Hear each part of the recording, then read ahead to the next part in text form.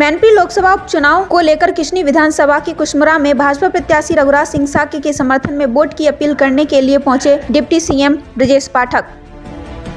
इस दौरान उन्होंने सभा को संबोधित करते हुए पहले तो सरकार की उपलब्धियां गिनाई, तो वहीं कहा कि मैनपुरी में लोकसभा का उपचुनाव पूरे देश में चर्चित हो रहा है। एक तरफ गुजरात में चुनाव चल रहा है, दूसरी तरफ मैनपुरी, रामपुर और खतौली में भी चुनाव चल रहा है। उत्तर प्रदेश का चुनाव भले ही 3 सीटों पर हो रहा है, लेकिन देश में चर्चा सर्वाधिक मैनपुरी की है। और मैनपुरी की चर्चा इसलिए कि आदरणीय मोदी जी के नेतृत्व में मैनपुरी का मतदाता करवट ले रहा है। वहीं समाजवादी पार्टी पर निशाना साधते हुए कहा कि समाजवादी पार्टी के शासनकाल में मैनपुरी के लोगों से बढ़िया कौन जानता होगा। साथ ही कहा कि 5 तारीख को जो चुनाव होने वाला है वह मैनपुरी की तस्वीर और तकदीर दोनों ही बदलने के लिए आया है। वहीं उन्होंने भाजपा प्रत्याशी रघुराज सिंह साकी के समर्थन में वोट करने की अपील की। तो वहीं क्या कुछ कहते नजर आए डिप्टी सीएम ब्रजेश पाठक, आइए देखिए इस रिपोर्ट के जरिए। मैनपुरी लोकसभा का चुनाव पूरे देश में चर्चित हो रहा है। एक तरफ गुजरात में चुनाव चल रहा है, दूसरी तरफ मैनपुरी, खतौली और रामपुर में भी चुनाव चल रहा है। उत्तर प्रदेश में चुनाव भले ही 3 सीटों पर हो रहा हो, लेकिन देश में चर्चा सर्वाधिक मैनपुरी सीट की है। और वो चर्चा इसलिए है कि आदरणीय प्रधानमंत्री नरेंद्र मोदी जी के नेतृत्व में मैनपुरी का मतदाता इस बार करवट ले रहा है।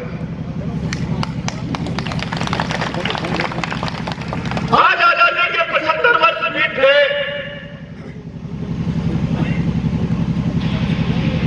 लेकिन आदरणीय प्रधानमंत्री नरेंद्र मोदी जी से पहले गरीब आदमी, आम आदमी को कोई सुनने वाला नहीं था। 2014 से पहले इस देश में कांग्रेस पार्टी और उनके सहयोगी दलों की हुकूमत थी। कांग्रेस पार्टी के नेतृत्व में जब सरकार चल रही थी तो भ्रष्टाचारियों की सरकार दुनिया के पैमाने पर कही जाती थी।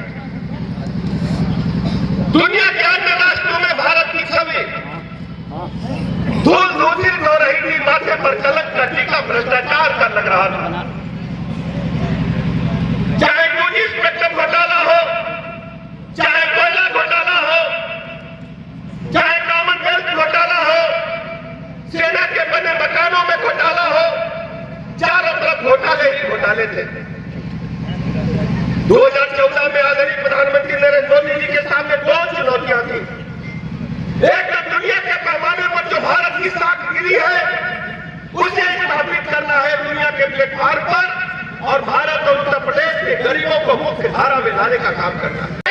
1,000 रुपए कई बार डालने का काम आदरणीय प्रधानमंत्री नरेंद्र मोदी जी ने दिल्ली से बटन दबा करके किया, और बहनों की लंबी लाइन कोरोना काल में बैंकों के बाहर लग गई। बहनों के घरों में चूल्हे बंद नहीं हुए, बच्चों को भरपेट भोजन मिला। लेकिन प्रधानमंत्री जी ने तय किया केवल पैसे से काम नहीं चलेगा, हम अपने लोगों को निःशुल्क राशन देने का काम करेंगे। हमारी केंद्र की सरकार ने खजाने खोल दिए, आदरणीय योगी जी ने भी खजाने खोल दिए। उत्तर प्रदेश की सरकार ने और केंद्र की सरकार ने महीने में 2 बार निःशुल्क राशन हमारे लोगों को देने का काम किया, और साथ में चना भी था और खाद्य तेल भी 1 लीटर मिलता था, नमक भी मिलता था। कोई भी सरकार गरीबों के बारे में नहीं सोचती थी। दूसरी तरफ मैं तुलनात्मक रूप से आपसे बताना चाहता हूं, समाजवादी पार्टी के शासनकाल को मैनपुरी से बढ़िया कौन जाता होगा। पूरे प्रदेश में जिले जिले छोटे-छोटे सीएम बनकर के लोग बैठे थे, जिनको मिनी सीएम कहते थे। हत्या, लूट, डकैती, बलात्कार, प्लाट मकान, दुकान पर कब्जा करना, समाजवादी पार्टी के शासनकाल में लोग कहने लगे थे समाजवादी पार्टी का नारा है खाली प्लाट हमारा है। बहु बेटी की इज्जत आबरू खतरे में थी। मैनपुरी के लोग भूले नहीं होंगे, हमारी बहु बेटियां घर से शाम को निकलने के तक परेशान होती थी, तरसती थी कि सूर्यास्त के बाद घरों के बाहर हम नहीं जाएंगे। हमारे रिश्तेदार लोग कुशमुरा में रहते हैं, हमें बताते थे कि हम अपनी बेटी पढ़ने के लिए कानपुर भेज दिए हैं। बेटी 16 साल की हो गई है। लोग बुरी नजर डालते हैं, लेकिन मैं बधाई देना चाहता हूं प्रधानमंत्री जी को और आदरणीय योगी जी को। जब सरकार बनी 2017 में भारतीय जनता पार्टी की योगी जी की, हमने एंटी रोमियो स्टाइल का गठन किया और 20,000 से अधिक मुकदमे इन लफंगों के खिलाफ कायम करने का काम किया।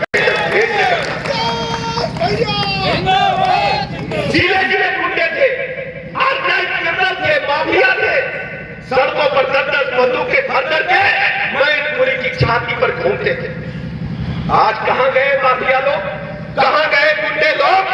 आज बड़े बड़े गुंडे माफिया गले में तख्ती डालकर घूमते हैं कि हम सब्जी बेच लेंगे, लेकिन अब माफिया गर्दी और गुंडे नहीं करेंगे। ये नजारा आपने देखा, हमने लखनऊ की सड़कों पर देखा, प्रयागराज की सड़कों पर देखा, पश्चिमी उत्तर प्रदेश की सड़कों पर देखा। कौन माफिया है? लोग बताते थे ये मुख्तार अंसारी। दूसरा कौन है? ये अतीक अहमद है। तीसरा कौन है? दर्जनों माफिया घूमते थे, सैकड़ों गाड़ियां पीछे चलती थी, काली काली शीशे, काली काली गाड़ियां और बंदूकों राइफलों की फौज रहती थी। आज माफियाओं का हालत आप देखते हो, देखा टेलीविजन की नहीं देखा? डरे कि नहीं डरे? डरे कि नहीं डरे बताइए? तो मैं आपसे पूछना चाहता हूं मैनपुरी के लोगों, हम भी आदरणीय मुलायम सिंह यादव जी का सम्मान करते थे, सभी लोग सम्मान करते थे, हम उनको श्रद्धा सुमन अर्पित करने के लिए गए। लेकिन मैनपुरी के लोगों, जो 5 तारीख को चुनाव होने वाला है, ये मैनपुरी की तस्वीर और तदबीर बदलने के लिए आया। जब मैं वहां से उतर करके यहां तक आया तो हमको एक दर्जन दरख्वास्तें मिली है कि भैया हमारे गांव की सड़क के बारे में किसी ने पूछा नहीं, हमारे ऊपर अत्याचार हुआ, हमारे गांव में हम निकले थे, हमको लाठी से पीटा, लेकिन एफआईआर नहीं हुई। कौन जिम्मेदार है? इसके लिए मैं आपसे, मैनपुरी के लोगों, आपसे पूछने के लिए आया। इसलिए मैं विनती करता हूं, हमारे मैनपुरी के लोग ये अच्छी तरह समझ ले, ये बदलाव का अवसर है। आदरणीय मोदी जी आपके दरवाजे पर मैनपुरी के विकास की गाथा को लिखने के लिए हमारी टीम को भेजे हैं और हमारे भाई रघुराज साहब को भेजने का काम किया। किसान भाइयों के बारे में कौन मुख्य धारा में लाने का काम करता था? कौन सोचता था सभी किसानों को पेंशन मिलेगी? हम सबको याद है, हम लोग भी किसान परिवार से आते हैं। बुआई के समय, जुताई के समय, सिंचाई के समय, निकाई के समय किसान 500-500, 2-2 रुपया का कर्जा लेता था साहूकार से, और जब मुसीबत आ जाए, दवाई लेना पड़ जाए तो कर्जा लेकर के काम चलाता था अगर फसल खराब हो जाए। किसान सम्मान निधि प्रत्येक किसान को देने का काम आदरणीय प्रधानमंत्री नरेंद्र मोदी जी ने किया। सब किसानों को मिला, छोटा बड़ा सभी किसान के खाते में 6,000 जा रहे हैं और एक बटन दबाने से जा रहे हैं। दुनिया की सबसे बड़ी योजना। लोग कहते थे बीमार हो जाएंगे तो सबसे पहले हमारी बहन के गहने बिकेंगे, फिर खेत बिकेगा, फिर गरीब का घर बिकेगा। 5 लाख तक का निःशुल्क इलाज कराने का काम दुनिया की सबसे बड़ी योजना आयुष्मान भारत के नाम से आदरणीय प्रधानमंत्री नरेंद्र मोदी जी देने का काम किया। मैं आपसे पूछना चाहता हूं, सैकड़ों योजनाएं, कोरोना महामारी का काल याद करिए, प्रधानमंत्री जी की दूरदर्शिता देखिए, जीरो बैलेंस के आधार पर 50 करोड़ से अधिक खाते बैंकों में खोले गए। बैंक वाले परेशान थे कि जीरो बैलेंस पर खाते क्यों खुल रहे हैं? सभी गरीबों के, बहनों के खाते खुल गए। और जब कोरोना महामारी का काल आया तो दुनिया में जब जब महामारी आई है, महामारी से कम लोग मरे हैं, भुखमरी से अधिक लोग मरे। सोच डेवलप की थी, जनसंख्या से एकात्म मानववाद की उसको धरातल पर उतारना, हर गरीब को पक्का मकान मिले। कौन सोचता था आजादी के इतने वर्षों के बाद कि गरीबों को पक्का मकान निःशुल्क मिले? हर व्यक्ति के मन में इच्छा होती है कि भले ही वो छप्पर में पैदा हो, लेकिन उसके बेटा, उसके पुत्र पुत्री पक्के मकान में रहे जब वो छोड़ करके जाए। दोपहर में किसी बहू बेटी को, बच्चे को, बुजुर्ग को पेट खराब हो जाए, कहा जाता था शौचालय को, लोग सोचते नहीं थे। लेकिन पूरे देश और उत्तर प्रदेश के लोगों को निःशुल्क शौचालय बनवाने का काम आदरणीय प्रधानमंत्री नरेंद्र मोदी जी ने किया। है।